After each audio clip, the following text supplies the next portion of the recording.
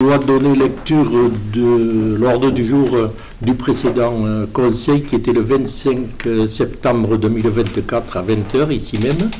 L'ordre du jour était le suivant. Subvention à la LSH Lodini, location de petits véhicules électriques pour les agents techniques, garantie de prêt pour travaux au 1 rue du Bourguet, fixation d'une tarification pour la location de la salle de pêche moutonnier aux associations hors commune, et enfin déclaration d'intention d'aliéner sur droit de préemption urbaine. Voilà, vous avez tous reçu le procès verbal de la séance qui a été fait par main de maître par Natacha en tant que secrétaire, que je remercie et que j'invite à signer, ainsi que le registre des délibérations. Excusez-moi, je vais signer pour ce qui me concerne.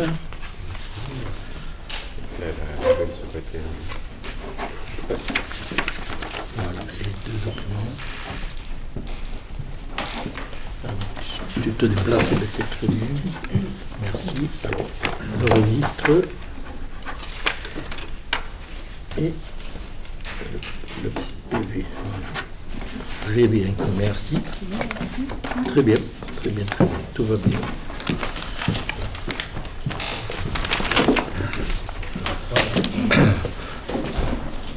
Voilà, donc nous attaquons la séance du conseil de ce jour.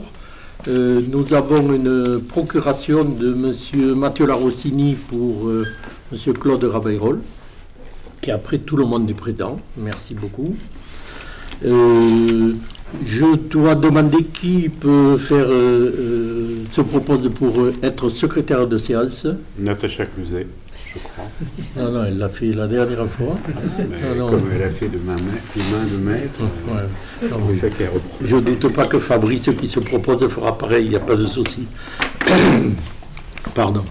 L'ordre du jour est le suivant, donc, 3 points sur les budgets, décisions modificatives sur le budget commune, décisions modificatives sur le budget VVF, décisions modificatives sur le budget assainissement, travaux, plan de financement pour l'aménagement du dernier étage du regroupement médical, travaux toujours suite du projet de requalification de la piscine municipale, forêt, programme de coupe de bois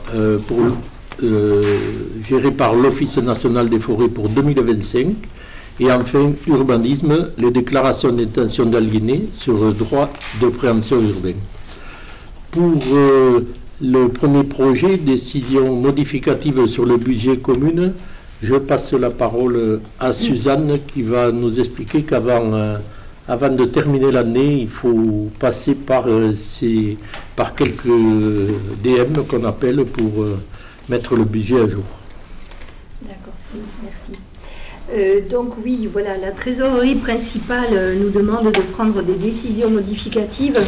Donc là, ça concerne des constitutions d'une provision pour créances douteuses et contentieuses. Donc je vous explique. En effet, dès lors que la valeur probable de recouvrement d'une créance devient inférieure à sa valeur nette comptable, il est indispensable de constituer une provision. Le service de gestion comptable nous a adressé une liste recensant les créances prises en charge depuis plus de 2 ans, non encore recouvrées à ce jour et enregistrées sur un compte de créances douteuses et contentieuses. Le comptable public nous demande de mandater une provision pour créances douteuses et contentieuses à hauteur de 30% du restant dû. Et cette explication concerne le budget communal, le budget de VVF et le budget assainissement. Alors, pour le budget communal, donc, la première créance donc douteuse et contentieuse au chapitre 68, donc il nous faut provisionner une somme de 15 367,95 €. Donc dans le fonctionnement, ce sera une dépense. Donc au chapitre 12, on va rajouter pour le budget communal une décision modificative pour le chapitre 12, ce qui concerne des charges de personnel pour 37 000 €. Ensuite, nous avons une dotation aux amortissements. Alors je vais vous expliquer ce que c'est. C'est que au-delà des travaux que nous amortissons déjà, il faut intégrer un type de dépense nouvelle, branchement en eau potable. Et en 2023, nous avons réalisé des travaux de cette nature, donc pour une facture réglée de 1 706,96 € à amortir sur 10 ans. Donc, il convient d'intégrer au compte 681-042 une dotation d'amortissement, donc pour une somme de 171 €. Donc, cela aussi rentre dans les dépenses. En recettes, donc, nous avons au compte 73 123 une subvention donc, qui vient de l'emploi VTA, donc c'est le volontaire territorial administratif, donc c'est une subvention de 20 000 €. Nous avons des droits de mutation d'une taxe additionnelle pour 29 849,20 €.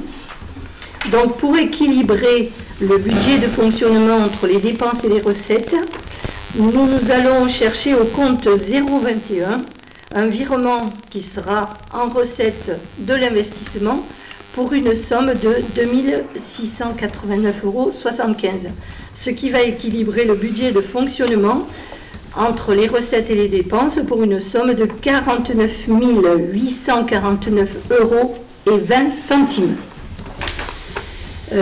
Du côté investissement, donc nous avons des dépenses qui sont au chapitre 20, qui représentent des études pour 30 000 €. Et nous avons bien sûr, côté recettes, au chapitre 021, le virement que nous avons reçu du fonctionnement, dont de 2 689,75 €. Pour équilibrer donc le côté investissement, nous reprenons au chapitre 21, au compte 2151, la somme de 32 689,75 € pour équilibrer l'investissement en dépenses et en recettes pour une somme de moins 2 689,75 €. J'espère que j'ai été assez clair. Je ne sais pas si vous avez des questions. Si tu peux répéter. Je peux tout répéter si tu C'est veux. pour Fabrice surtout. Mais Fabrice, je lui ferai Ouais, passer moi pour j'ai qu'il tout noté là, puisse- c'est bon. Alors, je pense qu'on va voter budget après budget. Ou tu veux que je les dise tous? Non, je pense qu'il faut le faire après chaque budget. Voilà. Donc tu restes, on en reste au budget commun. On en reste au budget communal, puisque voilà. C'est surtout des modifications de compte, ça ne change rien sur le fond. Ah non, ça ne change rien sur le budget. Donc est-ce qu'il y a des questions? S'il n'y a pas de questions, je mets au vote qui est pour. Je vous remercie. Le prochain point donc, sur le budget VVF. Alors, sur le budget VVF, donc c'est des créances en nos valeurs. Donc, c'est pour les dépenses de fonctionnement, donc c'est sur le chapitre 68. Il nous faut provisionner une somme de 588,56 €. Et donc, on va faire ce virement de 588,56 € sur l'investissement en recettes pour avoir à l'investissement des dépenses donc qu'on va prendre sur le compte 2132. C'est donc sur un compte de gros entretiens, puisque c'est hors opération et hors travaux qui se font actuellement au VVF. Donc, pour équilibrer l'investissement, on aura un total de dépenses de moins 588,56 € et une recette de moins 588,56 €. Si vous voulez savoir à quoi correspondait cette somme, en fait, c'est un avenant sur la tranche 2, une entreprise donc, qui avait été payée 2 fois sur un avenant, hein, pas sur la totalité. Mais cette entreprise ayant fait faillite, et ben, pour le moment, on n'a pas pu récupérer toute la somme du montant de cet avenant. Donc on est obligé, comme je vous ai dit au début, de provisionner les 30% de cette somme sur le budget. Voilà. J'espère que j'ai été assez claire. Très bien, merci. Donc s'il n'y a pas de questions, je passe au vote. Je procède au vote. Qui est pour la proposition? Je vous remercie. Le budget assainissement maintenant? Alors, sur le budget assainissement, c'est toujours pareil, c'est des créances. Donc, sur le fonctionnement, en dépenses, donc au chapitre 67, la provision pour créances douteuses est de 1 139,09 €. Et donc, en recette, c'est la même chose, c'est une facturation sur l'assainissement qui est de 1 139,09 €. Donc le fonctionnement est équilibré. Et ça correspond en fait à une facture qui avait été faite à la GAC, mais donc qui était trop élevée par rapport à leur consommation, puisqu'ils avaient eu des fuites d'eau. Et c'est le service des eaux, le syndicat de l'eau, donc qui a fait un dégrèvement. Voilà. C'est pour ça qu'on a cette somme-là. Donc je mets cette proposition au vote. Qui est pour? Je vous remercie. Nous allons engager des travaux pour l'aménagement du dernier étage de la maison de soins du regroupement médical. Je dois vous dire, je l'ai déjà dit, mais je tiens à le répéter, nous avons été très surpris en arrivant à la mairie, puisque la maison de soins avait été inaugurée quelques mois avant les élections. Certes, tout le monde n'avait pas été invité et n'était pas rentré dedans, et nous avions été très surpris de voir que seul le rez-de-chaussée avait été aménagé, mais pas l'étage, dont l'étage étant toujours dans son jus. Nous avons pour objectif d'y faire quelques bureaux à la fois dans l'idée, c'est pas fait encore, mais c'est notre idée, d'accueillir l'ADMR qui a besoin de plus d'espace à l'endroit où elle est, et de laisser une place aussi pour un cabinet médical si je dirais presque par extraordinaire, nous arrivions à accueillir un médecin. Mais sinon on pourrait y mettre notre praticien. Et donc Alain va nous présenter le plan de financement correspondant à ces travaux. Alors, comme a dit très bien monsieur le maire, donc je rappelle aux membres du conseil et à l'assistance qui est très nombreuse ce soir, que l'ancien trésor public a été rénové, aménagé en maison de soins en 2018, ça ne nous rajeunit pas, afin que plusieurs professionnels de santé puissent y exercer, un ostéopathe, le cabinet d'infirmier et celui de kinésithérapie. Donc le dernier étage restait à aménager. Donc il y a un projet d'aménagement de l'étage de maison de soins qui a été présenté par l'architecte Didier Marty. Il s'agira d'une part d'accueillir l'association ADMR en Pays Najacois qui propose désormais de nouveaux services et leurs locaux actuels sont trop exigus. Et d'autre part, avec l'aménagement d'un local supplémentaire, les travaux permettront l'installation prochaine d'un professionnel de santé. La commune souhaite rapidement engager les travaux. Aussi, il convient de saisir les cofinanceurs qui pourraient participer au financement de cette opération. Et je vous présente donc le plan de financement suivant, présentant 2 cofinanceurs possibles. La région Occitanie sollicitée sur le dispositif Fonds régional d'intervention et le Conseil départemental de l'Aveyron sur la thématique services de santé au titre du Fonds de soutien au territoire.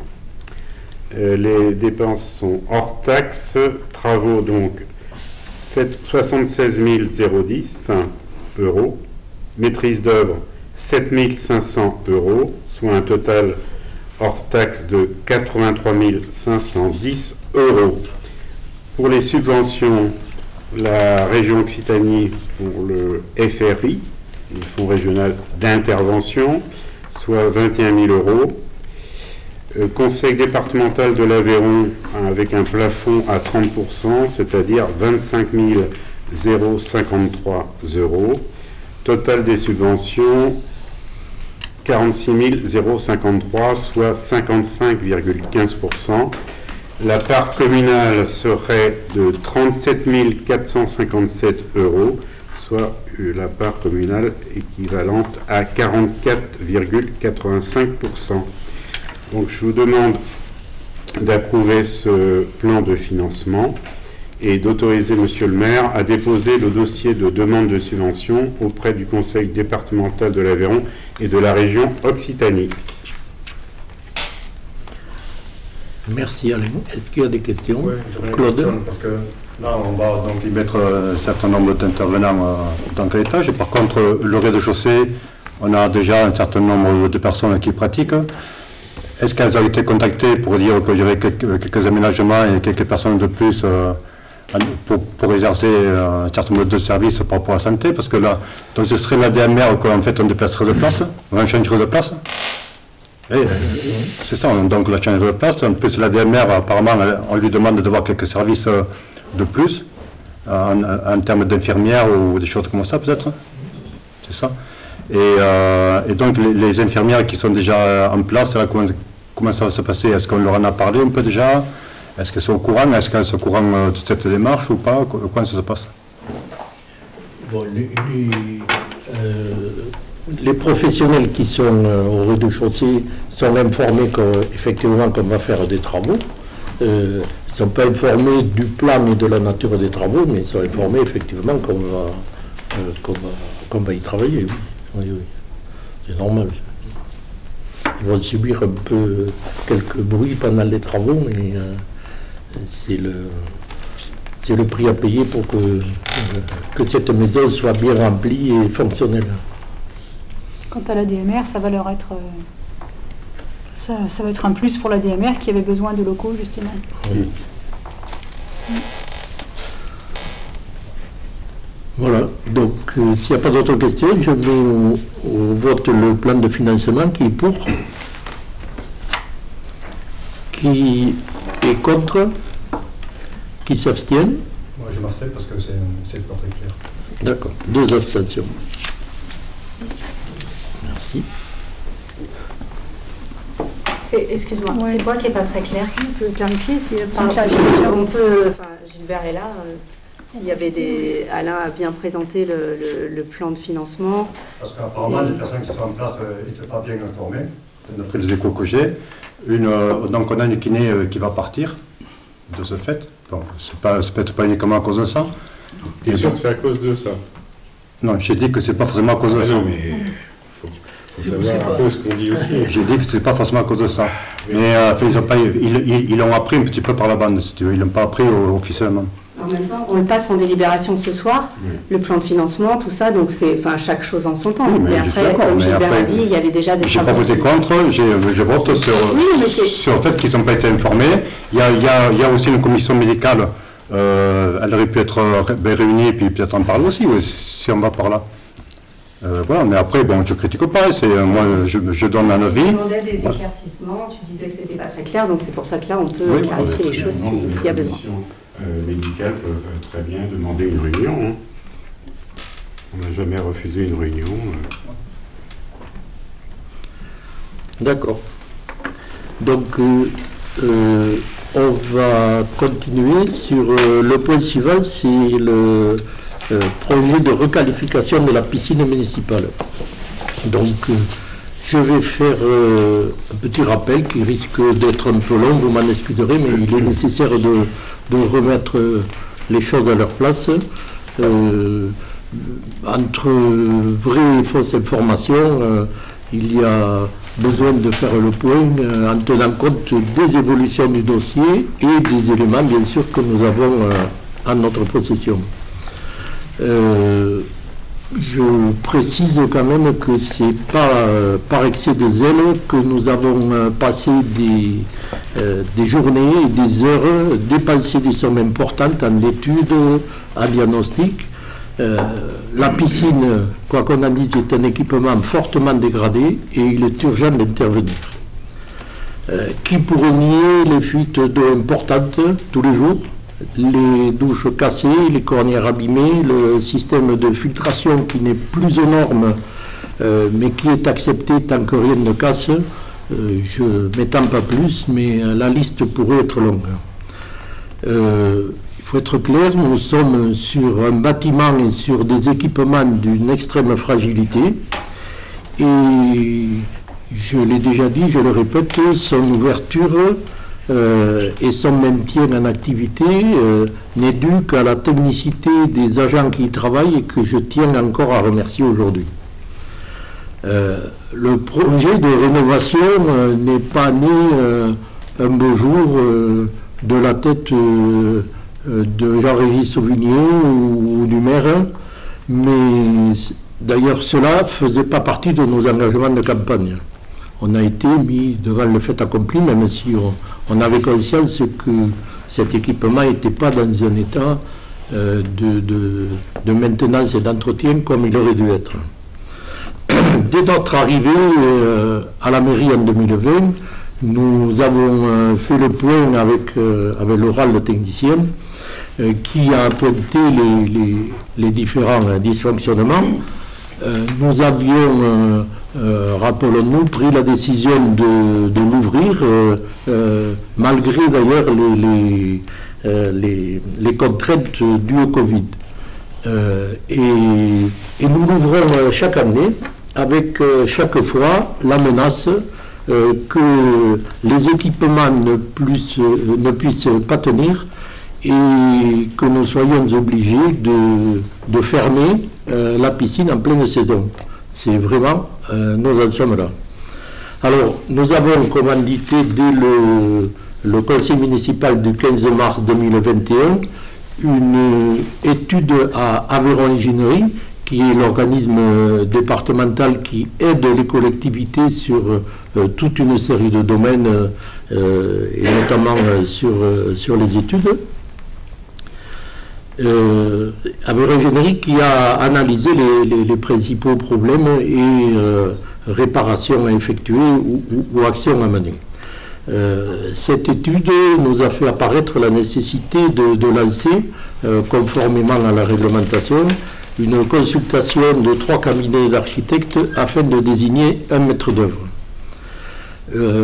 Au départ, une base de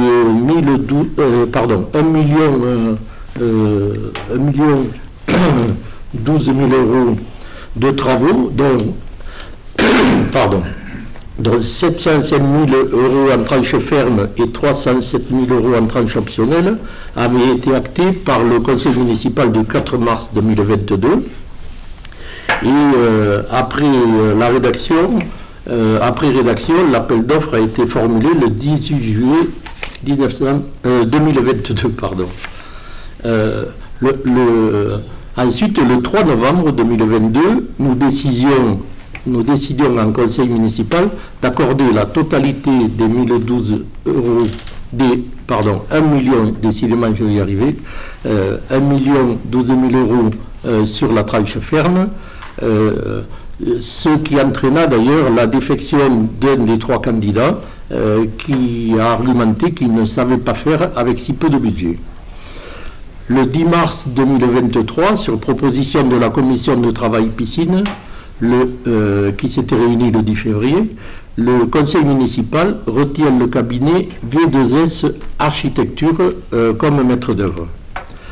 L'année 2023 a donc vu se réaliser toute une série d'études, de diagnostics et de nouveaux chiffrages qui ont amené, on en a parlé ici, à une explosion des travaux à réaliser. Et le conseil municipal du 29 février 2024 a voté pour une augmentation de l'enveloppe financière pour un montant de travaux de 3 millions, 200 000 euros. Je précise que pendant ce temps, nous avons bien entendu travaillé en parallèle sur les questions de financement.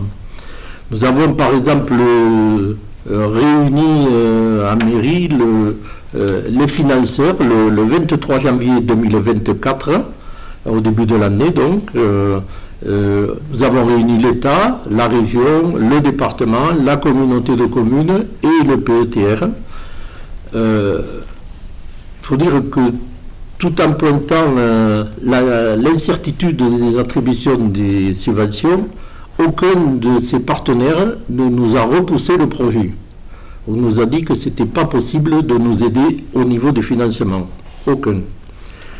Nous avons également saisi le centre de gestion comptable et le conseiller aux décideurs locaux, qui était M. Azola à l'époque. Il a quitté son activité pour raison de retraite.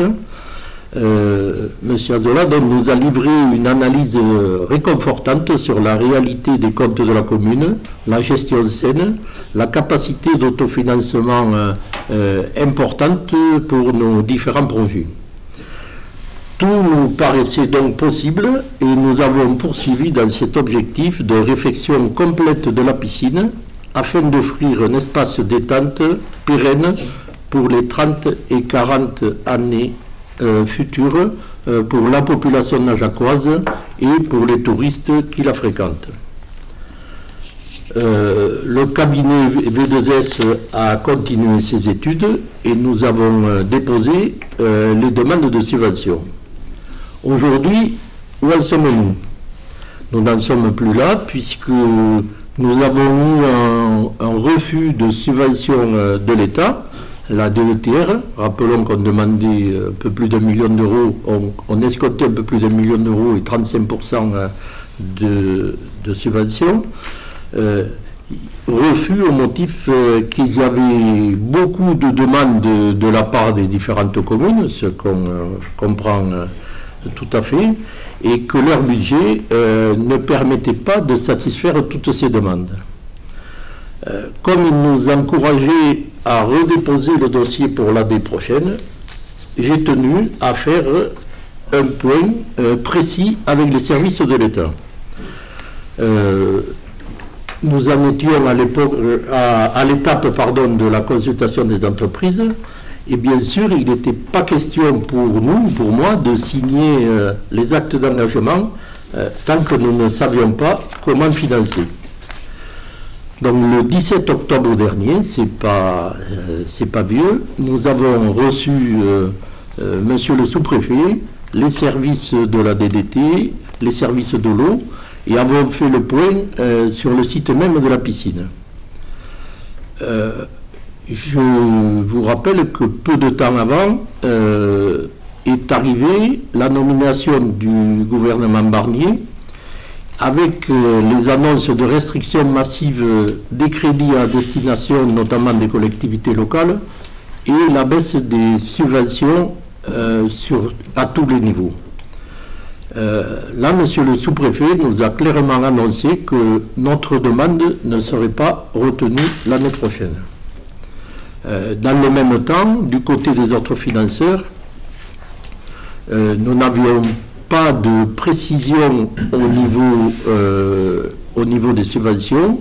Ils nous répondaient que les demandes étaient en cours d'instruction et pour certains, ils ne pouvaient rien nous dire tant qu'ils n'avaient pas reçu des devis des entreprises, ce qui est courant souvent au niveau des subventions. Voilà, donc voilà comment ça s'est passé. Et dans ces conditions, et afin de ne pas gréver les autres investissements à réaliser. C'est vraiment à contre-cœur que je vous propose d'adopter une délibération visant à arrêter le projet en l'état, et je laisserai à mes collègues le soin de présenter comment, et malgré tout, nous allons poursuivre l'exploitation de la piscine que nous souhaitons rouvrir en 2025, contrairement à ce que nous avions prévu. Voilà, donc si il y a des questions, si quelqu'un veut préciser les éléments que je viens de présenter, je vous donne la parole. Je vois la question par rapport aux architectes, parce que j'imagine qu'ils n'ont pas dû travailler pour rien. Le premier qui a fait le plan de la piscine, ça a coûté combien? On lui devra combien? Parce qu'il y a les architectes, ils vont demander un montant global, parce qu'il y a par rapport au plan, et puis après il y a par rapport au montage financier pour peut-être le présenter aux entreprises, ou bien comment ça s'est passé ça? Ça va coûter combien en termes d'architectes, globalement, si possible? Moi, je ne sais pas si Suzanne a le détail des comptes, mais... Pour le moment, on n'a pas ce... Déjà, au niveau des trois cabinets d'architecture, c'est un forfait pour chacun, avant qu'il soit retenu. Et donc, je pense qu'on a dû verser 3 500 €, c'est déjà payé, oui. On a dû payer 3 500 €, et je vous dis de tête, par dossier, oui, par cabinet. Mais, voilà. Et ensuite, c'est un pourcentage des travaux réalisés. Parce que le pourcentage, c'est combien? C'est 8% par là? Ouais, c'est plutôt aux alentours de 10 que 8%. Et là, c'était 3 500 par rapport aux différents architectes, mais ceux qui ont été retenus, qui ont travaillé dessus, ça a dû coûter un peu plus, j'imagine. Ah mais ça coûtera plus cher. Ah oui, oui. On n'a pas tous les coûts, on n'a pas tous les coûts totaux, mais c'est clair que le travail de l'architecte et des différents corps de métier qui ont travaillé avec lui sur les réseaux, sur l'éclairage, etc. et tout, les différentes études et diagnostics qui ont été réalisés nous amènent à un montant important qui va se monter dans les 200 000 €. Il faut être clair. On n'a pas un projet comme ça qui était prêt à démarrer sans avoir au préalable fait toutes les étapes d'études et de diagnostic qui sont vraiment nécessaires pour arriver à cette conclusion. Mais nous ne voulons... On a cru jusqu'au dernier moment pouvoir arriver à développer ce projet. Et c'est une fois de plus vraiment à contre-cœur qu'on est obligé de prendre cette décision. Oui, je voulais rajouter quelques précisions, puisque j'ai été impliqué dans ce dossier. Loin de, Gilbert l'a dit, c'est pas sorti de ma tête, et ça a été, on a été nombreux à être associés au développement de ce projet, que ce soit les adjoints, Charles, Fabrice, je dois en oublier. Donc, c'est un mûrissement du projet qui a été fait par une bonne partie du Conseil. Ça, c'est une chose importante qui me paraissait important de préciser. Sur la consultation des utilisateurs, il y a eu 2 réunions. Alors, on est allé vers les utilisateurs, l'utilisateur final, donc le client. On a travaillé avec la GAC. On a invité également des habitués de la piscine pour leur demander ce qu'ils voulaient. On a demandé aussi au conseil municipal des jeunes d'intervenir, puisque c'est une partie de notre clientèle qui est importante. On a demandé aux maîtres nageurs, on a demandé à des professionnels de nous donner leur avis. Donc, on est très loin d'une décision qui aurait pu être prise en petit comité. On a vraiment travaillé là-dessus. Gilbert a parlé des coûts, des études. Ces études, n'importe comment, pour moi, elles sont loin d'être perdues, puisque tout ce qui est diagnostic réseau, diagnostic, toute la partie filtration, etc., il va falloir qu'on s'en serve pour des travaux futurs, parce que la piscine aujourd'hui, et je laisserai aussi mes collègues en parler, la piscine aujourd'hui, en l'état, elle ne va pas fonctionner très longtemps. Les techniciens qui ont en charge l'entretien de cette piscine nous alertent chaque année en nous disant ça tient parce que ça veut bien tenir et parce qu'on fait des miracles. Donc on ne fera pas des miracles très longtemps et on aura à faire des travaux. Et je crois qu'il faudra se pencher sérieusement sur les coûts nécessaires à ces travaux. Pour moi, l'évolution du projet, c'était au départ, et avec les conseils d'Aveyron Ingénierie, de Mme Rouby, c'était de réparer, remettre en état la piscine.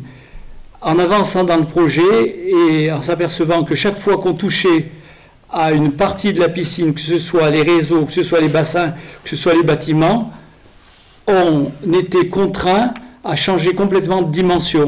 On était contraint de souscrire aux normes aujourd'hui, aux normes d'accueil globales, aux filtrations séparatives, que ce soit en amont avec la filtration des eaux arrivant, mais en aval également avec l'évacuation des eaux traitées des pluviales. Donc on s'est rendu compte au bout d'un moment, et c'est ce qui explique l'explosion des coûts, que ça n'était pas la réparation d'une piscine, c'était la création d'une nouvelle piscine. Et cette possibilité était évidemment beaucoup plus coûteuse, mais nous permettait, et Gilbert l'a dit, de parier sur un équipement qui, à mon avis, est indispensable à la fois au tourisme et à la population najacoise, d'un équipement qui était parti pour 30 à 40 ans. C'était ça le projet. On a, depuis plusieurs mois, réfléchi et nous sommes inquiétés de la partie financement. On s'est rendu compte que si on n'avait pas la DETR, donc si on n'avait pas les aides de l'État, si on n'avait pas des garanties de la région, pour 2024, ça allait être difficile. Et si, Gilbert l'a dit, pour 2025, l'État se désengageait, on savait que c'était impossible. Donc c'est une décision de conscience qu'on a prise. Moi je tenais à le préciser, à préciser également qu'il y a eu au moins 5 délibérations sur ce sujet et qu'elles ont été très largement approuvées, soit à l'unanimité, soit à 2 voix ou 3 voix près. Donc c'est absolument pas quelque chose à une procédure forcée.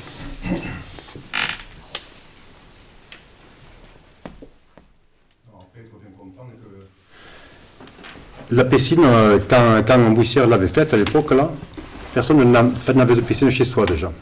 L'eau n'était pas un problème, et les subventions non plus. Elle avait dû être subventionnée à 80%, je ne sais pas combien. Donc la partie investissement n'était pas élevée pour les communes. Alors qu'aujourd'hui, on change complètement d'air. L'eau, ça va devenir un problème. Les subventions, on voit qu'elles n'y sont pas.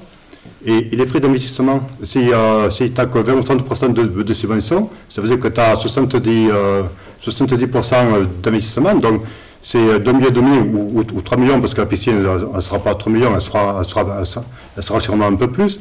Donc tu en compte en termes d'investissement et puis les intérêts qui vont s'accumuler, ça coûterait combien à la commune, et puis les frais de fonctionnement, c'est que chaque année ça perd de l'argent, mais ça aurait été une somme colossale, il me semble. Après, c'est quelque chose que je viens d'expliquer. Oui, j'ai bien entendu, même tout le monde aura bien entendu. Mais après, c'est une piscine, on peut très bien faire le manager et faire les travaux nécessaires pour pour que la piste soit continuée. Et après, on peut trouver une solution aussi intermédiaire. Férémy avait proposé d'autres solutions intermédiaires. On a l'Aveyron qui passe à proximité, Villefranche, ils sont en train de faire quelques aménagements aussi. Nous aussi, on aurait pu réfléchir. On peut trouver une complémentarité, faire une piscine et certainement faire l'Aveyron ou bien autre chose. Et ça coûterait sûrement moins cher et ça permettrait de prendre moins de risques financiers, à mon avis, enfin à notre avis. La question, c'est la piscine, il faut être clair, elle risque de nous péter du jour au lendemain. Vous dites qu'il faut qu'il y a qu'à... Mais allez voir, va voir dans quel état il est. Regarde, au niveau des réseaux, on a un réseau unique là, un réseau de filtration qui est dépassé d'ailleurs, parce que c'est par débordement, ça n'existe plus maintenant, et c'est plus autorisé. Tant que ça marche, c'est bon. On a un réseau unique entre la pataugeoire, le petit bassin et le grand bassin. Maintenant, c'est, une fois de plus, c'est autorisé tant que ça marche, mais c'est interdit, il faut une filtration par bassin. Donc, il faut être clair, si on a le réseau qui pète, on arrête la piscine. Donc, si on veut faire une filtration par bassin, il faut, je l'ai déjà dit ici en conseil, si on a une filtration par bassin, il faut refaire les réseaux, il faut refaire donc les plages, il faut mettre des pompes supplémentaires. On s'est aperçu que le local technique, on sait bien comment il est hyper rempli.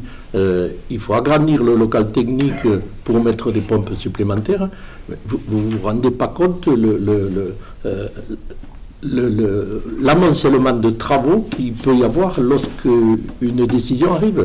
Le problème, c'est ça.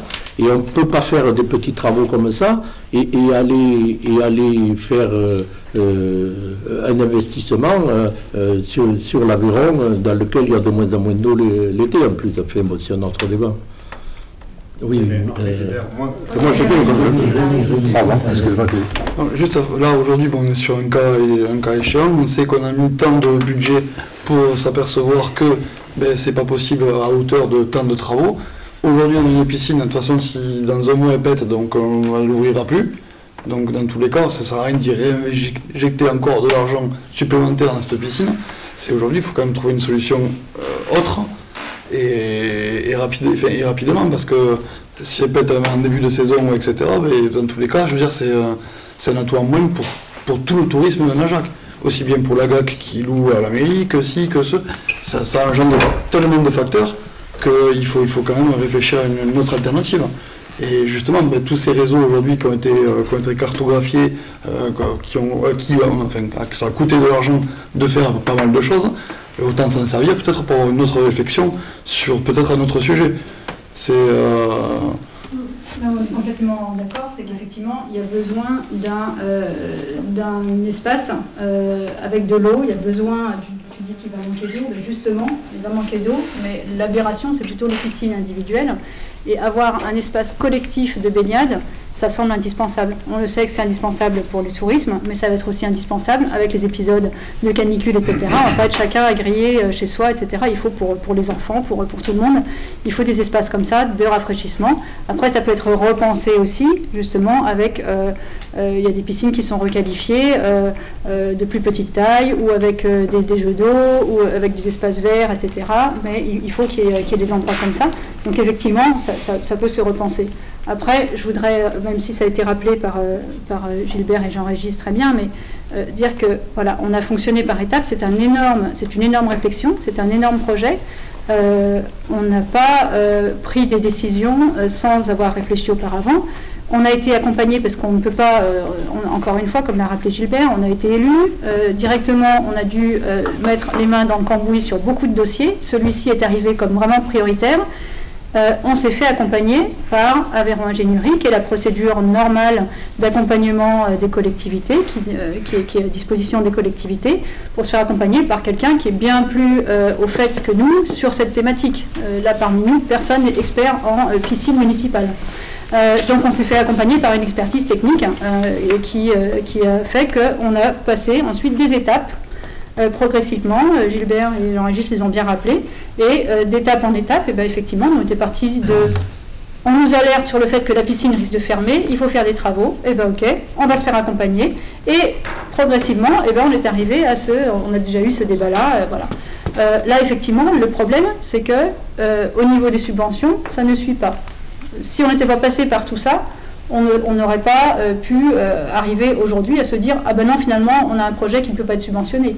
Il a bien fallu passer par les étapes précédentes, et je me permets de le signaler, parce que nous, on le sait, mais c'est peut-être bien aussi pour le public de le savoir, on est aussi passé par l'étape de discuter de réunir vraiment à Najac ici les différents financeurs, pour présenter le projet. Quand on a vu qu'au niveau du montant, on explosait complètement, on s'est dit, il faut voir si ça tient la route. On a réuni les financeurs, on a demandé une étude plus poussée aux décideurs, aux conseillers, aux décideurs locaux par rapport aux finances, à l'état des finances de la collectivité. Tous les feux étaient au vert. Allez-y, continuez. Il n'y a rien de sûr, parce qu'on sait que c'est comme ça pour tous les projets, on sait qu'il n'y a rien de sûr au niveau des financements, on est toujours obligé de voter et on verra après si on a les subventions. Mais en tout cas, avant de voter le plan de financement à 3 millions, on avait passé ces étapes-là. Donc on a continué. Et effectivement, là on arrive à un stade où il y a un financeur qui est l'État qui ne suit plus du tout.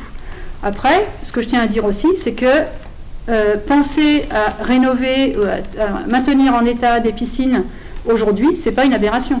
Toulouse a lancé un plan piscine à 30 millions. C'est Toulouse. Et il y a un autre usage. Ce n'est pas que pour le tourisme et tout ça. C'est là où ça pêche.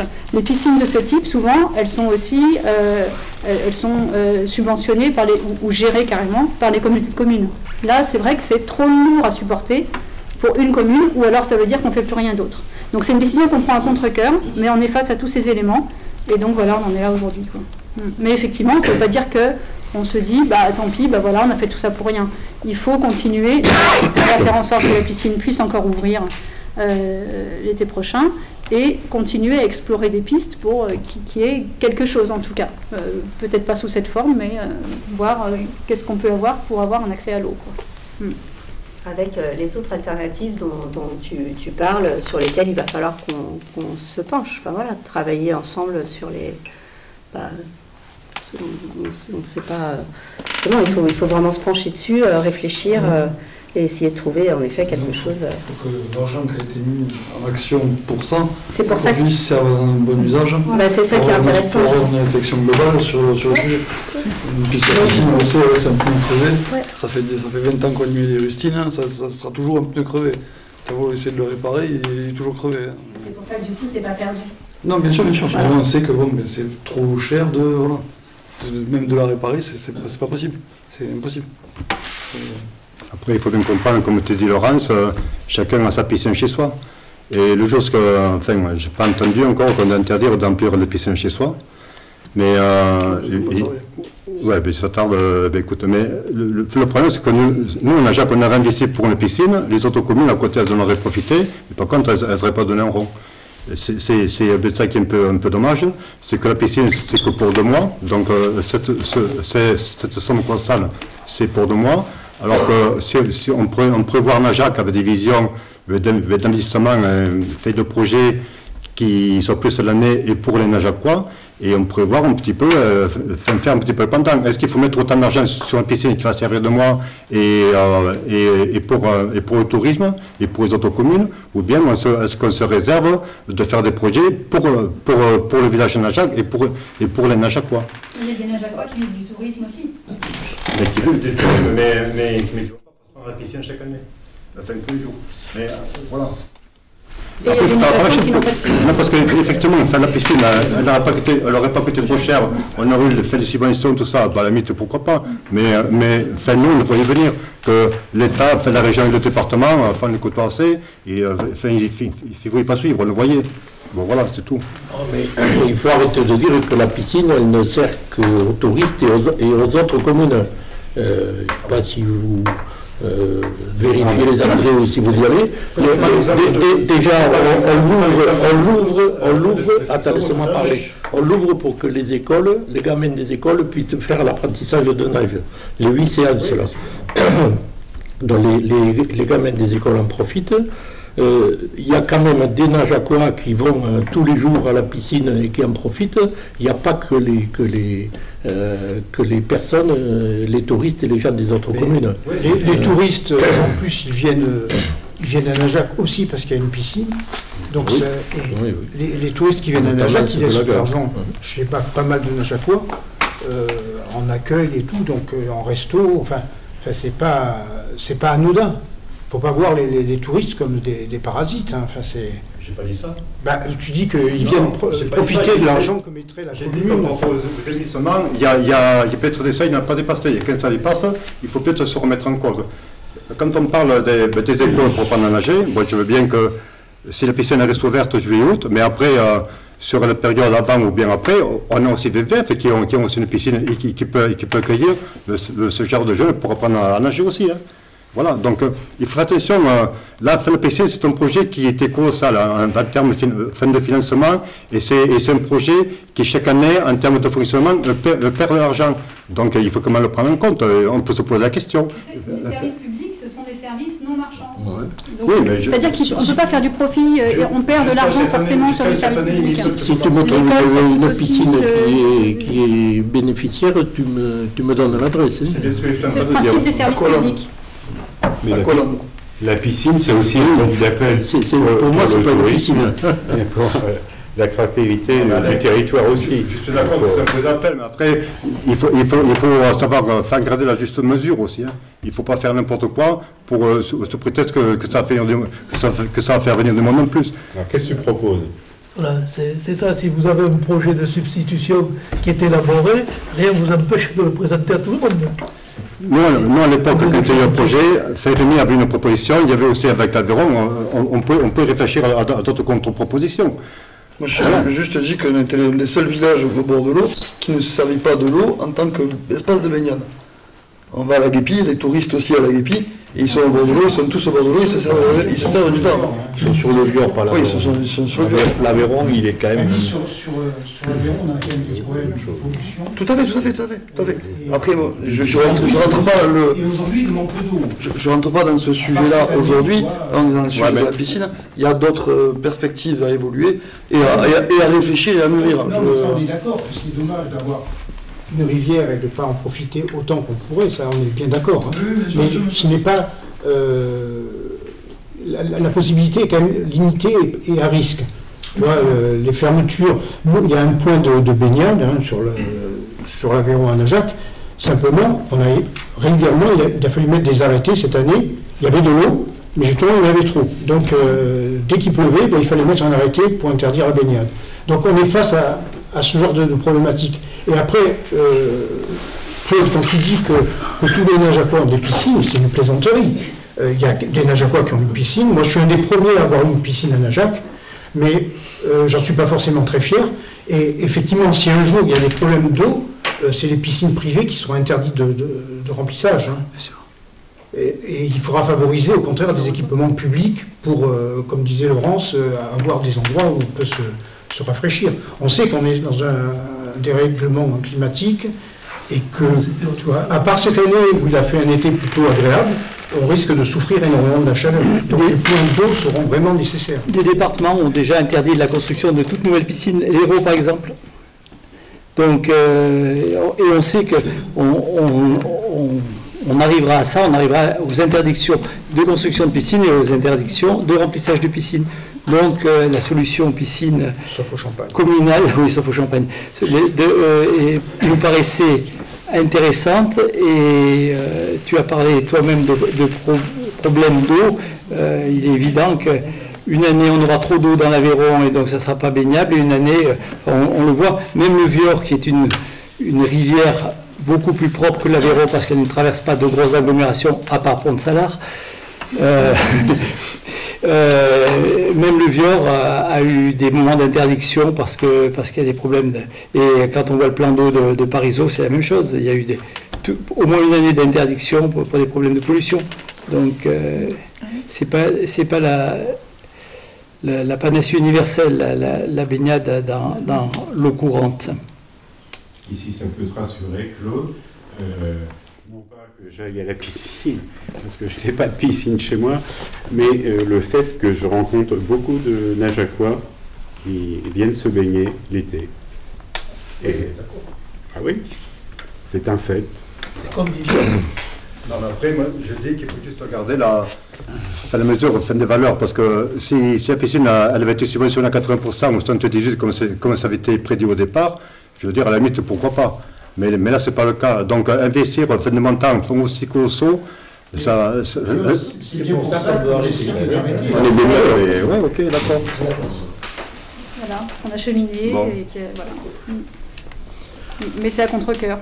Mais vous remarquerez que nous, on n'a jamais voté pour, parce que tout ça nous sentait venir. Si, vous avez voté pour. Ah, ouais. Ah non, jamais. Ah non, ça, Laurent, tu m'excuseras. Dès qu'il s'agissait de financer, vous avez voté contre. Je te Vous donne avez acte. voté pour le lancement de la consultation. Pour, Les semaines de consultation, oui, pourquoi pas, parce que, voilà, il y a encore, je voudrais voir. Pour les éléments de programmation. Mais après, par rapport au financement, on voit bien que ça partait fin d'année délire, donc on ne peut pas suivre. Il faut faire attention aussi. Hein. C'est ce qu'on fait. Bon, ok, très bien. Donc, moi, je vous demande, je me vote donc le principe de prendre acte du non-accompagnement financier de l'État sur le projet de requalification de la piscine, la décision d'abandonner le projet en l'état, de ne pas donner suite à la consultation des entreprises, de m'autoriser à notifier cette décision auprès du maître d'œuvre et des entreprises conformément aux règles en vigueur, et d'engager les travaux permettant le maintien en activité de la structure actuelle en l'état et dans les meilleures conditions. Voilà, donc si je demande qui est d'accord sur ces éléments que je viens d'énoncer, qui est pour. Je vous remercie. Le prochain point à l'ordre du jour est le programme des coupes de bois pour 2025. Pierre-Jean. Oui, alors, bon, ce qu'il y a de bien, c'est cette année, on n'est pas obligé de faire une coupe à Mergieux comme l'année dernière, qui n'était pas prévue au plan d'entretien de la forêt communale.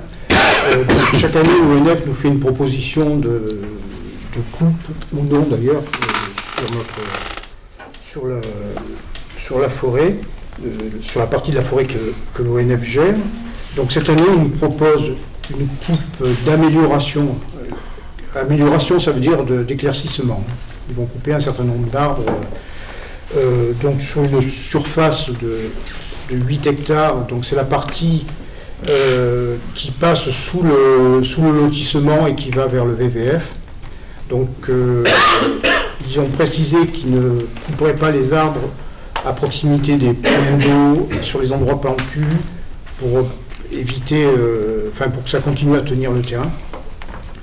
Donc voilà, il y a cette coupe sur 8 hectares sur laquelle, au moins un élu ira vérifier quels arbres ils vont marquer à la coupe.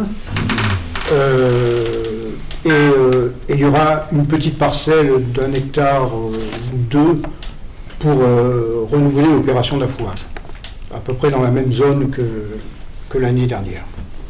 Voilà, donc je vous propose d'accepter la proposition que nous fait l'ONF sur ces deux coupes. Une question, parce que quand tu prends la parole. Quand tu coupes, là, ce sont pas des coupes blanches, j'avais fait des éclaircisses. Mais par contre, Mergieux, il y a des endroits où il y a eu des coupes blanches et ça n'a pas été replanté derrière, c'est un peu dommage. Ça a été planté, et pour l'instant, on est dans une phase de réflexion avec l'ONF, mais avec d'autres acteurs de la forêt aussi, pour savoir ce qu'il est pertinent de faire. Il y a des endroits où ça a été planté au début de cette forêt. L'ONF nous dit qu'on n'aurait jamais dû planter à ces endroits-là, c'est inexploitable, c'est un travail de titan. Donc là, on va laisser repartir la forêt naturelle, qui déjà avait pris souvent le dessus, parce que les chênes, je ne sais plus ce qu'il y a, comme les érables et tout, étaient en bien meilleure forme que pas mal de résineux qui avaient été plantés. Donc là, ça sera Mais en l'occurrence, là, ce n'est pas une coupe blanche qu'on fait. C'est vraiment juste pour éclaircir, pour permettre aux arbres en place de se développer. Sauf que derrière une coupe de sapin qui donc la terre elle est souvent acidifiée et les arbres d'ici ont du mal à prendre naturellement. Est-ce qu'il ne faudrait pas aider peut-être à Mergeux Je suis allé voir à Mergeux. Ah ben oui, je pense, oui. Ben, tu vois qu'il y a des arbres qui repartent hein, et j'ai même été surpris par la végétation qu'il y a. Attends, pour finir, ça ne veut pas dire qu'on ne va pas replanter certaines parcelles. Hein. Mais ça c'est pas une critique, mais enfin, je dis que c'est dommage parce que... De toute façon, c'est important d'en parler. C'est un sujet très important, la forêt. Si on ne se pousse les ronces, après tu ne peux pas y revenir pour planter, ni même la végétation d'elle-même ne reprendra pas, parce que ça ne se recouvre pas les ronces, je ne vois pas comment les chênes... Ça c'est une erreur. Les ronces permettent aux arbres de pousser, les protègent des prédateurs. Voilà. Mais aux endroits pentus, on ne va pas les replanter, tu vois. Là où ça avait été planté lors de la première plantation à Mergeux, il y a des endroits qui ne valaient vraiment pas le coup, où les arbres n'ont jamais profité. Hein. Donc ces endroits-là où c'était très rocheux, enfin bon, voilà. Il y avait des aides à ce moment-là, il y avait un plan en forêt à l'échelle nationale, la commune a investi là-dessus, enfin c'est endetté là-dessus, puisque là à chaque coupe qu'on fait, on rembourse une part de la dette. Il faut le savoir aussi, planter des arbres, ça a un coût assez colossal. Hein. Et surtout sur nos terrains, tu vois, c'est pentu, donc tu as un rendement lors d'une plantation beaucoup moindre. Donc voilà, mais on est à l'écoute, pardon, pas à l'écoute, à l'écoute pour... Aujourd'hui, on est vraiment face à une grosse problématique sur la forêt. Tu le vois bien, il y a plein d'arbres dépérissants, on n'arrête pas d'avoir des arbres qui tombent en ce moment partout, parce qu'ils sont malades, ils ont souffert des précédentes années de canicule et de sécheresse. Donc là, on a une petite accalmie, hein, manifestement ça a fait du bien, mais on va être confronté. Donc ça veut dire qu'on ne va pas replanter les mêmes choses, on ne va sûrement pas planter en monoculture, hein, parce qu'on ne sait pas ce qui va se passer. Donc ça sera aussi... Et les arbres, c'est pas à l'échelle d'une année. Hein, quand tu plantes un arbre, ben, il faut attendre 20, 30 ans, voire plus, pour qu'il soit exploitable. Donc là, notre génération part un peu à l'aventure par rapport à ça. Donc il faut être humble par rapport à ça et essayer de trouver des bonnes solutions. Et faire des bons choix, mais bon, avec toujours le risque de se tromper. Mais ce qui est bien justement, c'est que là on est accompagné, il y a toute une réflexion avec l'ONF. L'ONF, et puis il y a d'autres assos avec qui on est en lien pour se faire conseiller. Et l'ONF est très critique avec le travail qu'a fait l'ONF précédemment. Hein, ils savent qu'ils ont fait des erreurs. On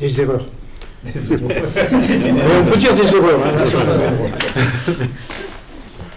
donc voilà, je vous propose d'accepter ces coupes. Si on les refusait, il faut justifier auprès du préfet de région de pourquoi on les refuserait et que ça soit recevable. Donc je vous propose de voter pour les coupes proposées par l'ONF. Voilà, donc je mets cette proposition au vote. Qui est pour? Je vous remercie. Le dernier point concerne les déclarations d'intention d'aliéner sur le droit de préemption. Rémi, je peux te demander de sortir puisque sur un point tu es concerné. Oui, bon, je peux m'expliquer dessus. Moi, c'est juste que quand il a eu la vente avec Jacques, c'est une parcelle en fait qui a été redivisée et ils se sont trompés. C'est juste une erreur de la part du notaire. Donc il y a rien de... Tu restes là et tu ne votes pas. Oui, voilà, mais il n'y a rien de...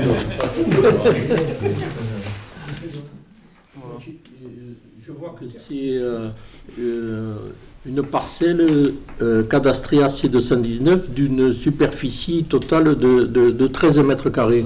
C'est le barbecue de Jacques qu'ils ont mis dans la parcelle. Qui a demandé au conseil de préempter ça.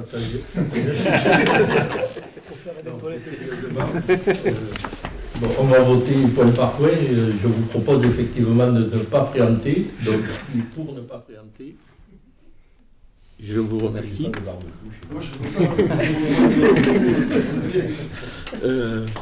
la prochaine concerne Isabelle Barès.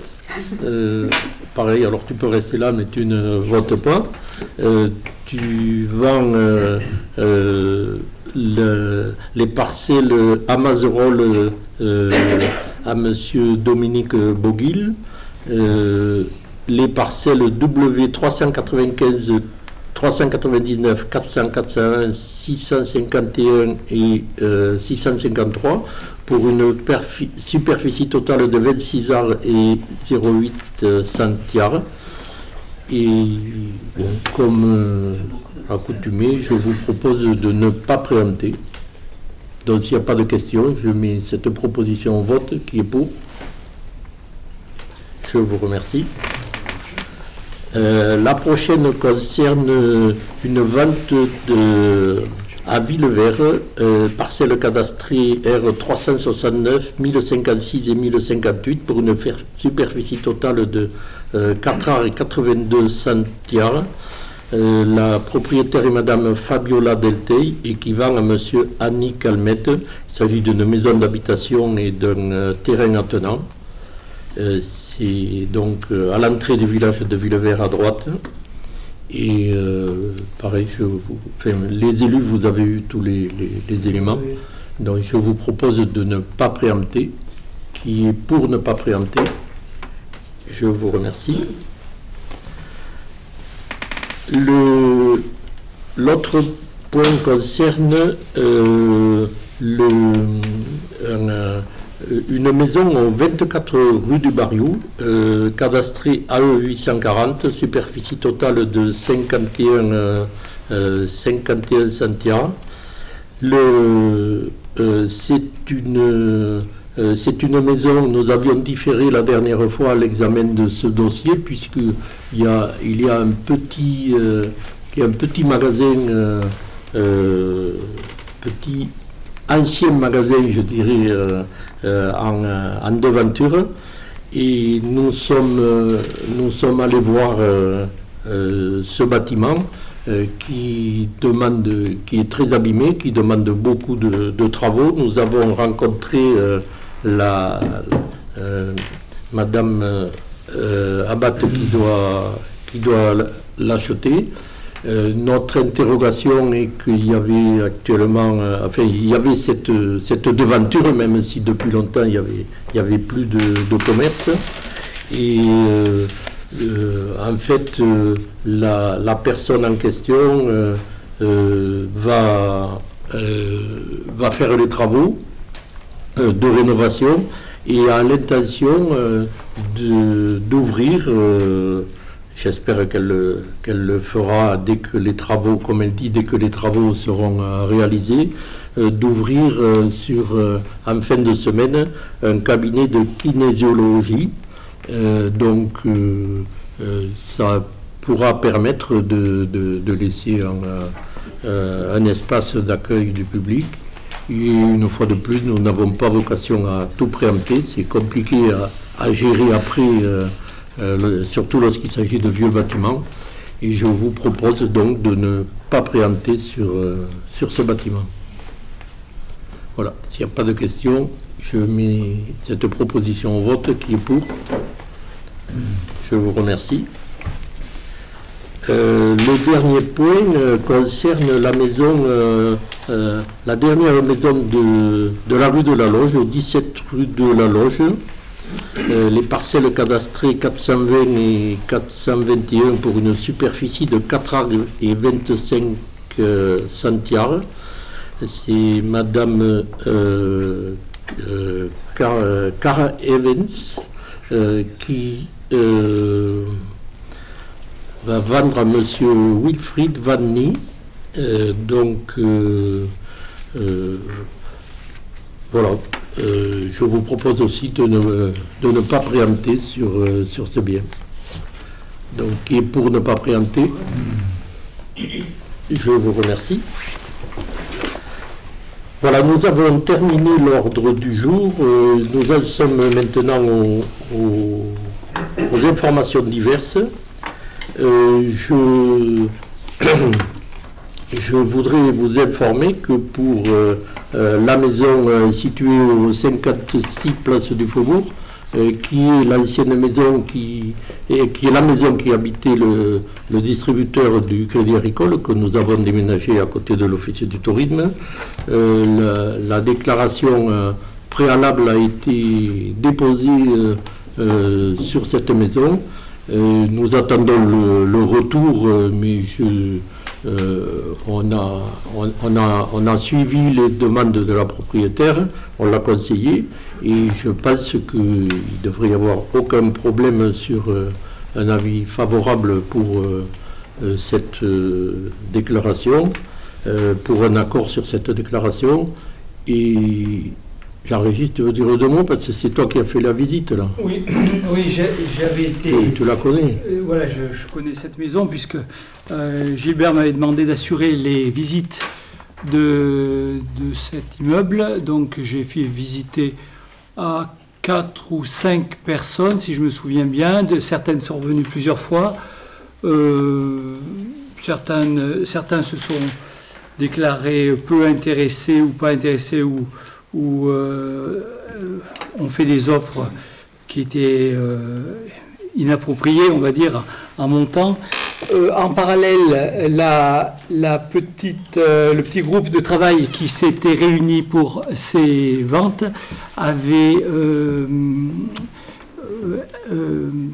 imaginé une grille d'évaluation. La grille d'évaluation de l'intérêt des acheteurs devait donc évaluer la pérennité d'une installation, l'arrivée d'une nouvelle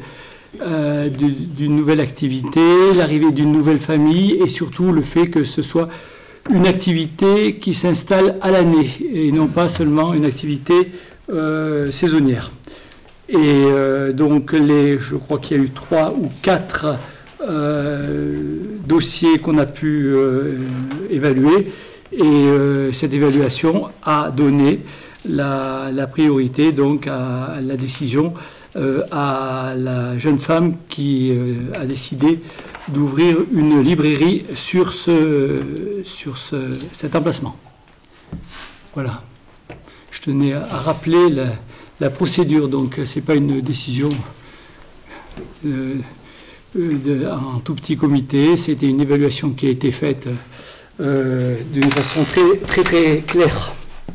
Puisque tu parles de ce dossier, comme je me permets, comme j'ai été interpellée, mon nom a été cité dans un petit journal que beaucoup ont reçu, disant que je connaissais, que j'étais en lien avec cette personne. Donc, je le jure, je crache par terre, je peux jurer sur ce que vous voulez. Je ne connais pas cette personne, donc je ne sais pas d'où sort cette information. Donc souvent, Claude, tu nous dis, il faut faire attention.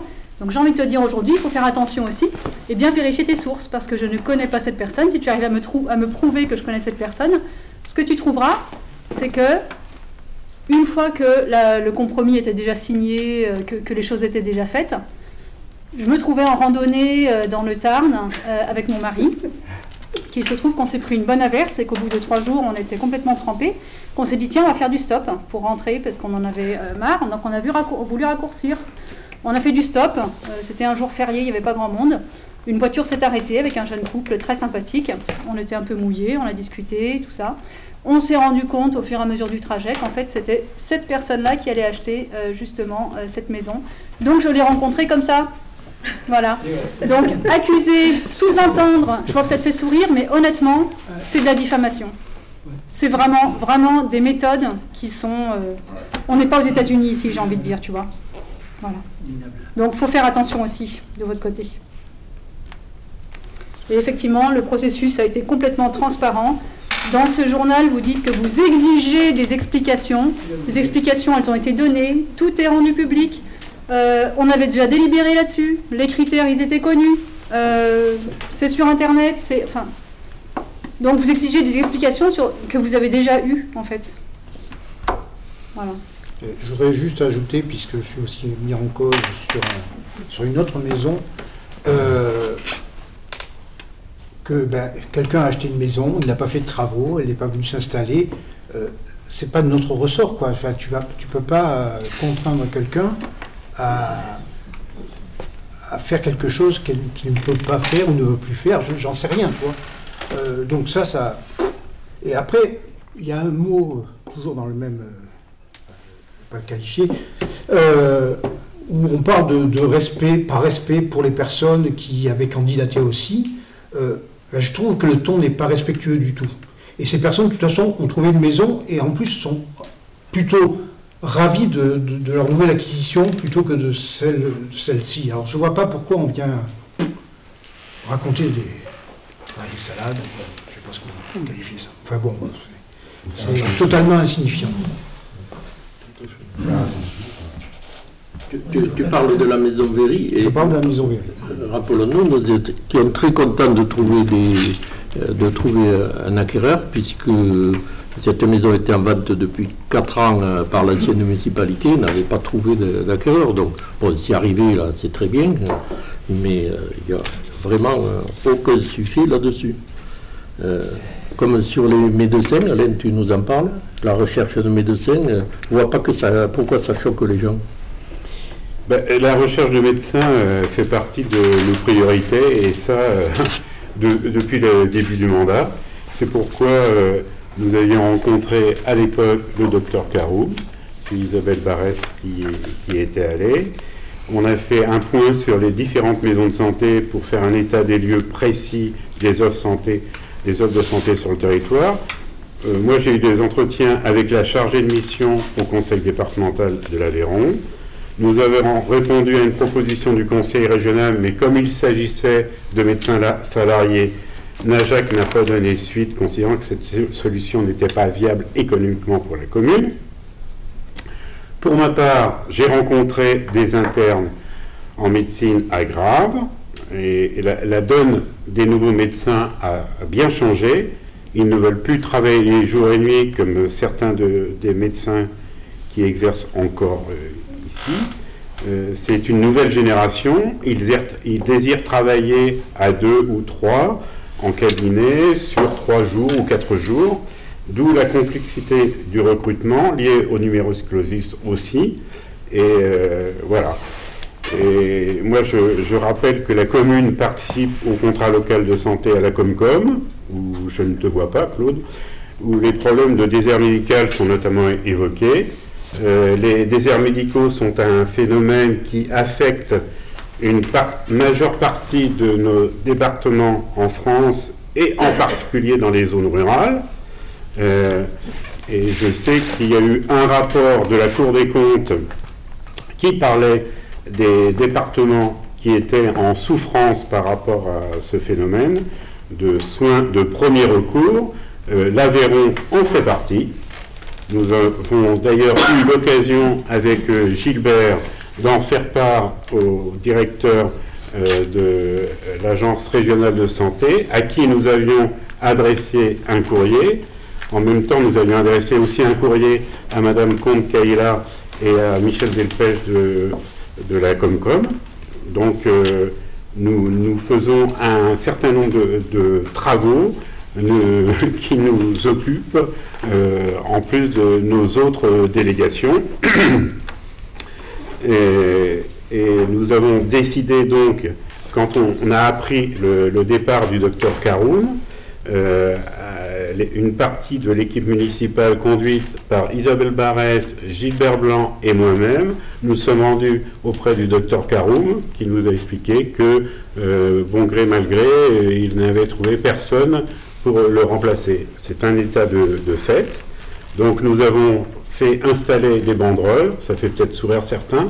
En tout cas, ces banderoles ont eu un effet médiatique non négligeable, aussi bien au niveau local qu'au niveau national. Gilbert a été invité des grandes gueules, hein, c'est ça?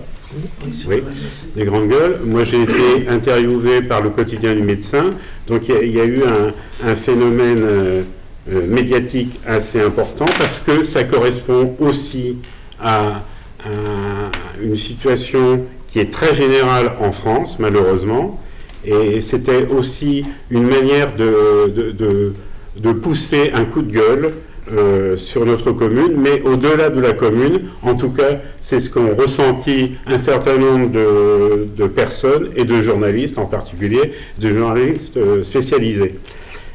Voilà. Et ça a suscité aussi un certain nombre de candidatures qui se sont révélées infructueuses jusqu'à maintenant. Et je voulais dire aussi que la commune se réserve toutes les pistes possibles. Nous sommes ouverts à toutes les pistes, nous n'en négligeons aucune, notamment celle des cabinets de recherche de médecins étrangers francophones. Et si tu as des propositions à nous faire, la porte est grande ouverte. Je suis tous les jours à la mairie. Il y a des réunions de débat à la mairie le lundi après-midi, je ne t'y vois pas. Il y a des réunions de préparation du conseil municipal, je ne t'y vois pas. Donc je suis un peu étonné d'être interpellé par le biais, j'allais dire, d'un organe de presse, mais on va qualifier comme ça en étant gentil. Je suis un peu étonné de ne pas avoir été interpellé en séance du conseil municipal, parce que c'est le lieu vraiment adéquat où les élus peuvent être interpellés. Voilà. Mais je pense que tu as peut-être d'autres impératifs que peut-être, je n'ose pas dire le nom, mais de campagne électorale. En tout cas, nous n'avons pas le temps de faire de campagne électorale. Nous œuvrons tous les jours pour le bien et pour le bien-être des Najacois. Et nous allons nous y employer jusqu'à la fin du mandat. Je voudrais juste rajouter quelque chose à ça. Il y a une maison de santé pluridisciplinaire qui va s'ouvrir à la Fouillade. J'ai été voir le site internet aujourd'hui, avec un beau bâtiment, une photo sur le site internet. Donc, moi, travaillant dans le médical, je doute fort que nous trouvions un médecin à Najac, sauf médecin qui tomberait amoureux de Najac même. Ça peut arriver. Ça peut arriver. Ou amoureux ou amoureuse de quelqu'un d'ici. Sachant que l'ARS privilégiera la maison de santé pluridisciplinaire de la Fouillade. Et que nos médecins de la Fouillade sont dans un âge avancé. Oui, tout à fait. Voilà.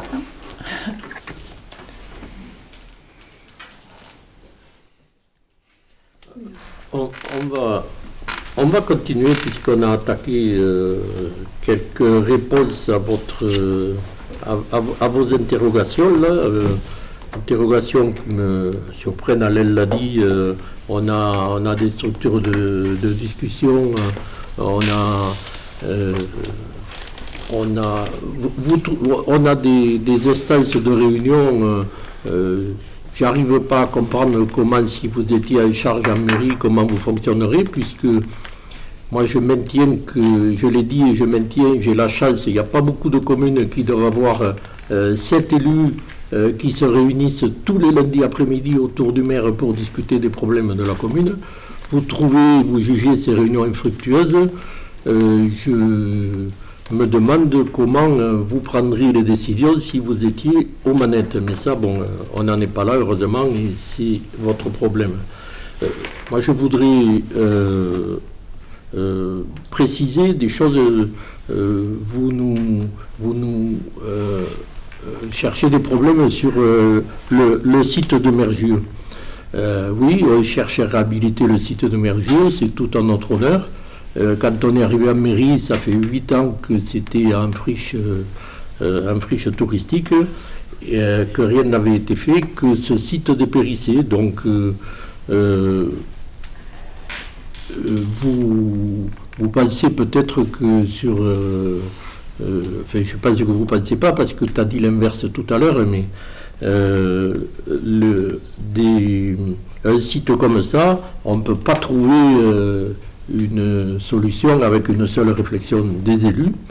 Oui, il faut faire des études, il faut se faire accompagner, sans études, sans état des lieux, sans analyse pour Mergieux, bâtiment par bâtiment, gîte par gîte, et sans chiffrage des coûts de réalisation. on ne peut pas avancer. C'est pour ça qu'on a pris le cabinet d'architectes Encore Heureux. Ça a donné, ça a permis notamment d'installer, ça avait déjà commencé un peu avant, mais de signer un bail commercial dérogatoire avec Bienvenue en Transition jusqu'à la fin 2025. Et là maintenant, il faut qu'on trouve une solution pour aller au-delà de l'année 2025. Et ne vous en déplaise, avec l'aide de la communauté de communes, d'Aveyron Ingénierie, des services de la DDT, puisque le chef de la DDT participe aux réunions. Nous travaillons sur l'après 2025 et nous engageons une nouvelle étude sur le plan financier et sur le plan juridique. Pour l'instant, nous en sommes là. Il n'y a pas d'études qui ont été... les études ne sont pas arrivées nous n'avons pas de conclusion. C'est clair que c'est un sujet très difficile parce que Mergeux, c'est un grand domaine et c'est un domaine qui, même s'il n'y a pas d'activité, c'est quelque chose qui coûte à la commune. Donc il y a effectivement des décisions à prendre, mais on en rediscutera lors de prochains conseils municipaux. Et par rapport à Mergeux, il y a quelques années, il y avait des jeunes qui avaient un projet touristique sur Mergeux. C'était Gaïa. Ah oui, Gaïa. Voilà. T'as que ça en tête, mon pauvre Claude. T'as que ça dans la bouche. Gaïa, ils sont venus, on a travaillé avec eux, ils ont fait des propositions. Ils sont partis, ils nous ont dit Mergeux ne nous intéresse plus. On ne va pas pendant des années dire Gaïa. Qu'est-ce qu'ils vont... Quand ces jeunes ils sont venus, ils ont chiffré leur projet, tout ça, mais en contrepartie, en face, on leur a mis des associations pour le franc symbolique, et en échange, ils devaient entretenir le site. Le site, à ma connaissance, il n'a pas été entretenu. Alors, je ne sais pas trop pour quelle raison. Non, alors, on en a déjà parlé plusieurs fois de ça. Oui, le site, il est entretenu. Tu es retourné à Mergeux? J'y vais régulièrement, oui. Tu t'intéresses un petit peu à ce qui s'y passe, à ce que font les associations là-bas, à tous les jeunes qui ont été formés, à tous ces jeunes qui viennent travailler qui donnent à la collectivité, qui viennent travailler avec Hugues sur les espaces verts, qui viennent travailler avec plein d'artisans. Tu connais ça? L'espace, il était à l'abandon complètement. Maintenant, il a changé, mais radicalement. C'est plus le même espace. Depuis qu'ils sont sur place. Ce sont des projets de longue haleine. C'est pas du jour au lendemain que tu vas avoir un truc flambant neuf. Il y avait une porte ouverte il y a très peu de temps. Il y a 15 jours, même pas la semaine dernière. J'ai découvert ce qui se fait à Mergeux. Après, c'est vrai que comme on reçoit aucune information aussi, on a du mal à suivre Alors, parce qu'il faut me chercher, je vais quand même vous dire quelque chose. Mais c'est ouvert. Une fois, attends. Une fois, on a fait des commissions, on a fait une commission agricole. Alors évidemment, on a fait un certain nombre d'enquêtes, tout ça.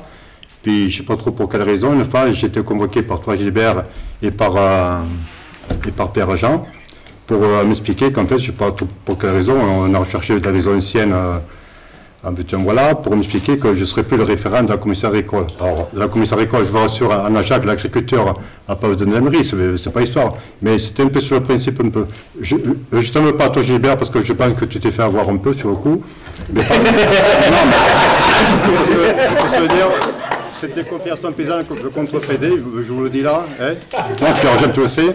Et par contre, partant de là, moi, quand on s'est quitté, je dis, écoute, moi, je ne vais pas me prendre la tête. À mon âge, je ne vais pas me prendre la tête avec ça. Et c'est à partir de là, Gilbert, c'est que j'ai un petit peu laissé tomber l'équipe. Hein. Je te le dis. Donc après, ne venez pas me dire que je ne participe pas aux réunions et tout ça, parce que c'était voulu un peu. Donc voilà. Alors après, ceci dit, Laurent, si je vois que tu lèves la main, moi je vais faire des réunions, tout ça, mais si c'est pour faire des réunions, le plaisir de se retrouver en permanence, moi j'ai autre chose à faire. Mais aussi, si je suis à la retraite...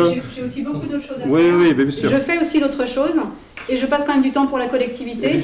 Et on peut dire que depuis 4 ans, il y a quand même des choses qui ont été faites. Donc c'est pas complètement stérile, c'est très bien, tant mieux.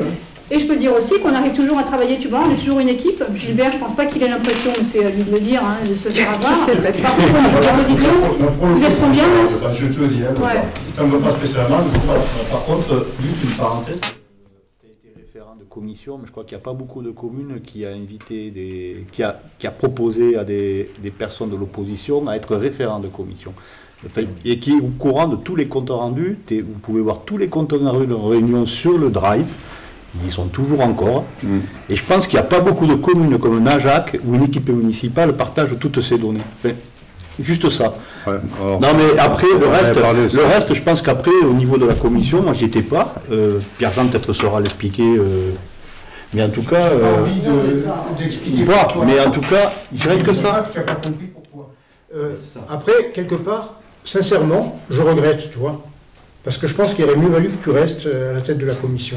Non, mais sincèrement, hein, c'est vraiment pas un retournement. Je pense que j'ai fait une erreur d'appréciation. Mais j'aurais apprécié, tu vois, que tu aimes me dire, je suis dans la merde parce que mes copains, voilà. Toi, si. Bon, on va arrêter là. On va faire débat. Non, on va pas faire débat. En tout cas, moi, je ne regrette rien à la décision qu'on a prise tous les deux. Attends, vous décidez à la commission de faire un questionnaire auprès des agriculteurs. Toi, président de la commission, tu ne réponds pas au questionnaire. J'étais présent. Tu ne réponds pas au questionnaire. Ensuite, tu nous... je ne vais pas rentrer dans le détail, mais tu nous expliques quelque chose sur ta situation personnelle. Et 15 jours après, on voit quelque chose de tout à fait différent sur un journal. Donc, à un moment donné, il y a une question d'honnêteté par rapport à tes responsabilités, par rapport à ton engagement d'élu. Donc, je ne vais pas aller plus loin, je ne veux pas en discuter plus, mais moi j'ai pris avec Pierre-Jean la décision de toute responsabilité. Je ne me suis pas fait avoir. Et tu voilà. sais, pardon. Non, mais je proposais qu'on passe à autre chose parce que... Juste être au conseil municipal, et ça implique des frustrations, ça implique des tensions, des conflits, être mis de côté, pas être d'accord avec les autres. On connaît ça aussi, hein, tu vois. Si on s'arrêtait à la moindre frustration en disant « Ah bah puisqu'ils m'ont fait ça, et ben moi du coup j'arrête », on serait plus là. Parce qu'il y a des gens qui ont voté pour toi pour que tu bosses, hein, pas pour que... te mettre en retrait. C'est ce qu'il veut. Jacques, moi, j'y suis né, puis j'ai vécu, puis j'ai travaillé. Les gens me connaissent. Donc, ce que je dis, les gens comprennent très bien ce que je dis et pourquoi je le dis. Voilà, c'est tout. Hein. Très bien, très bien. Voilà, bon, après, on ne va pas en faire fin d'état. Hein. Je voulais parler sur quelque chose que vous avez soulevé aussi, qui concerne les tags. Les tags vous désolent, mais nous aussi, les tags vous désolent, nous aussi. Et je ne sais pas pour qui vous prenez vos lecteurs, là, pour leur faire croire que nous serions complaisants, inactifs ou complices avec ceux qui font de telles choses. Non, mais ça, pour moi, c'est totalement impensable. Vous avez appelé un groupe de citoyens à les nettoyer. C'est très bien, et je les félicite, ils ont bien fait, mais bon, je considère que ce n'est pas un espoir. Combien il y a de citoyens qui s'investissent dans les associations, qui viennent débroussailler, où on ne vous voit pas souvent, débroussailler 2 fois par an le village, les chemins, etc. Combien de... Un peu plus de 2 fois par an, c'est aussi tous les mardis. Oui, non, mais ça c'est le rôle d'une association précis. Mais le débroussaillage, on en fait officiellement au niveau de la mairie 2 samedis matin par an. Donc on n'écrit pas sur le journal non plus. Quand nous-mêmes élus, quelquefois, on sort le soir, on prend la tronçonneuse, on fait notre boulot, on prend la tronçonneuse parce qu'on nous appelle qu'il y a une personne qui ne peut pas partir, sortir de chez lui, etc. Combien de fois on ramasse les déchets devant les conteneurs? Il n'y a aucune glorieux à tirer dans les façades des tags. Il faut bien l'enlever quand même. Je vous signale quand même que les colonnes, là, les nouveaux conteneurs, ils sont propriété de la communauté de communes. C'est la communauté de communes qui porte plainte.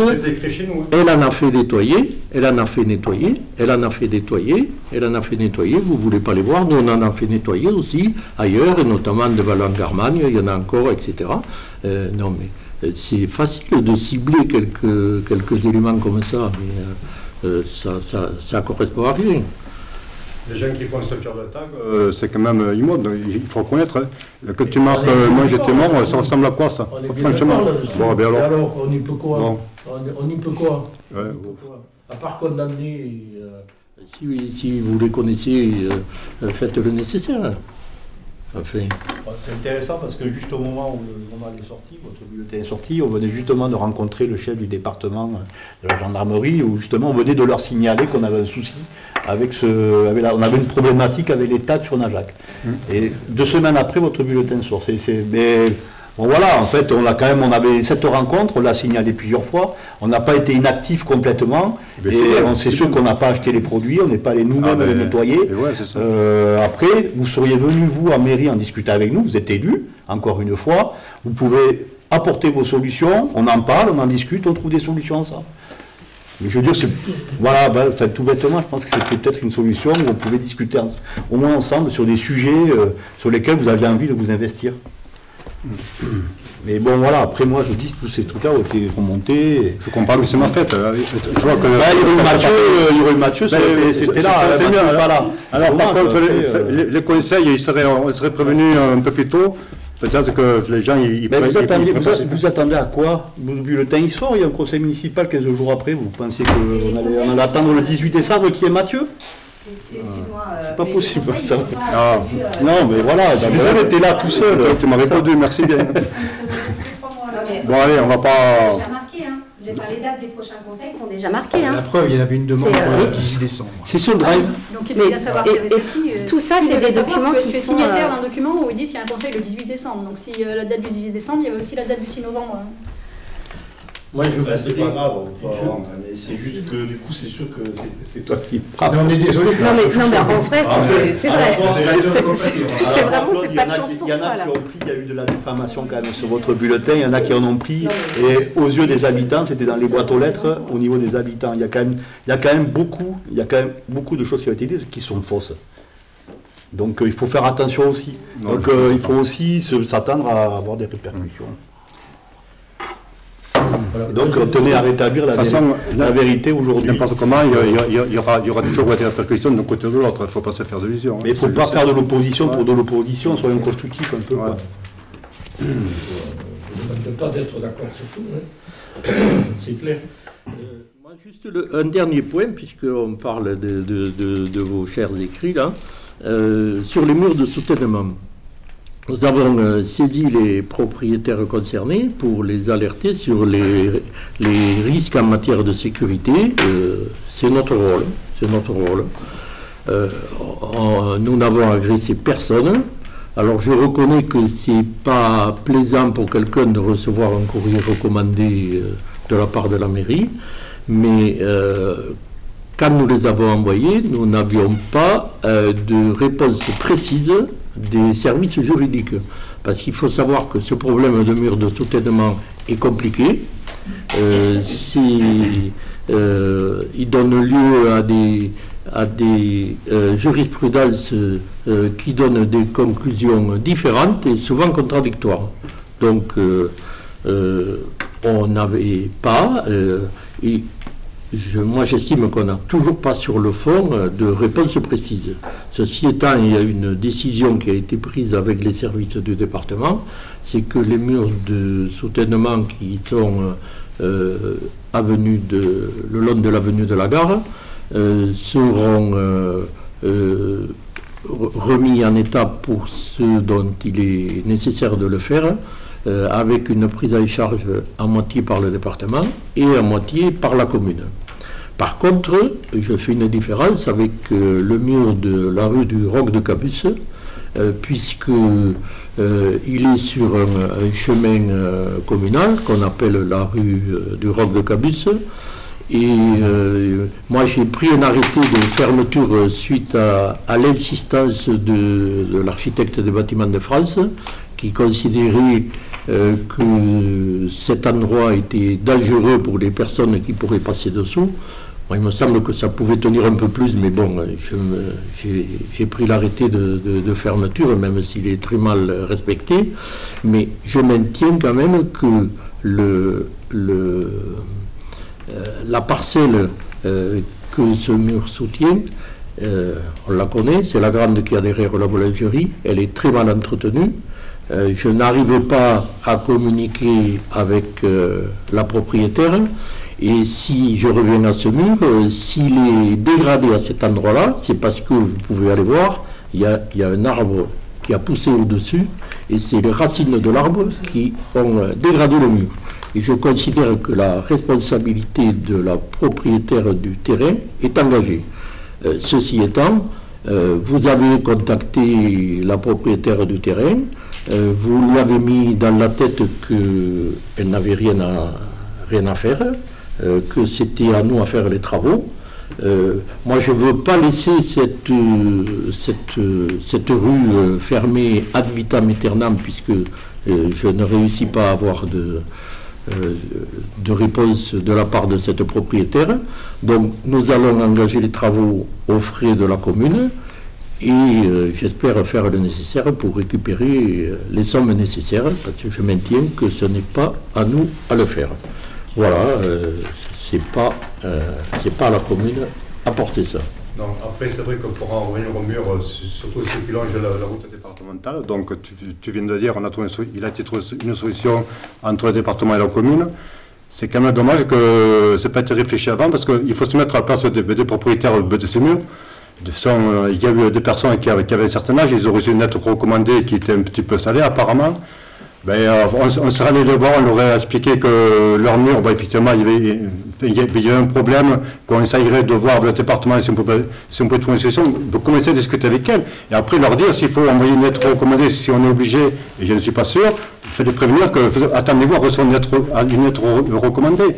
Ça peut être fait comme ça. Imagine, on est à Najac, c'est pas une ville avec 10 000 personnes. C'est toi qui viens de signer un bulletin de ce genre qui nous donne ce type de leçon. On te consultera la prochaine fois sur la méthode.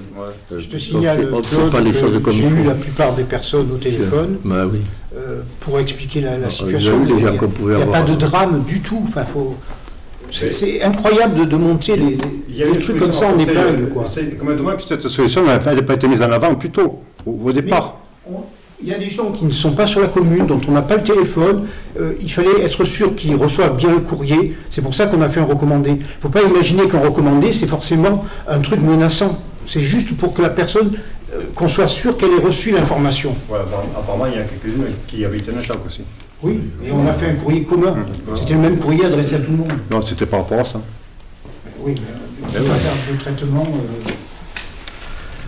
Je voudrais terminer par deux autres informations. D'une part, lundi 11 novembre, nous allons faire la commémoration à 11h. Ce sera suivi comme d'habitude par un vin d'honneur. Et dernière information, vous savez que les travaux sur le PLUI, le plan local d'urbanisme intercommunal, touche à sa fin, puisque nous sommes en cours de... L'enquête publique est en cours. Elle se terminera le 30 novembre. Et moi, je renouvelle l'invitation que nous avons faite auprès de tous les habitants de bien vérifier. Tous les plans sont accessibles. Nous avons mis des liens à la fois sur Facebook et sur le site de la commune pour que les gens puissent aller directement sur le site de Najac. je souhaiterais que les gens puissent bien vérifier si les changements de zonage qui ont été effectués quelquefois en dehors de notre connaissance, hein, où il peut y avoir des changements de zonage que nous n'ayons pas vu passer. Et ensuite, les personnes qui ont demandé des changements de destination, vérifier que ces demandes ont été prises. Tout est sur le site aussi. Si vous avez des difficultés à y parvenir, dites-le nous, nous vous donnerons les moyens de les consulter. Ou si des personnes n'auraient pas fait de changement de destination, les changements de destination, c'est lorsqu'il y a des granges par exemple, ou des vieux bâtiments que les gens souhaiteraient transformer en maison d'habitation. Il s'agit de faire justement cette demande de changement de destination. La condition, bien entendu, c'est que ce ne soit pas une vieille grange isolée au milieu des bois. Il faut que ce soit auprès d'habitations déjà existantes et qu'il y ait tous les réseaux eau, électricité. Voilà. Donc la commission d'enquête va bientôt se terminer. C'est le seul moyen d'intervenir. Même nous, communes, si nous avons, et nous en avons une ou deux modifications à apporter sur des terrains communaux, nous adressons ou au commissaire enquêteur ou auprès de la commission d'enquête par écrit, juste un mail à envoyer pour préciser à l'adresse concernée les modifications demandées. Voilà, donc s'il n'y a pas d'autres informations, je clôture cette séance du conseil municipal. Et par contre, je demande aux personnes présentes, que je remercie d'avoir fait le déplacement pour nous entendre, s'il y a des questions de leur part. Non, personne ne se manifeste, donc je vous remercie à tous d'être venus. Je remercie une fois de plus les bénévoles qui passent leur temps à nous filmer, nous permettant de reproduire nos débats. Et je vous souhaite une bonne soirée à toutes et tous. Merci.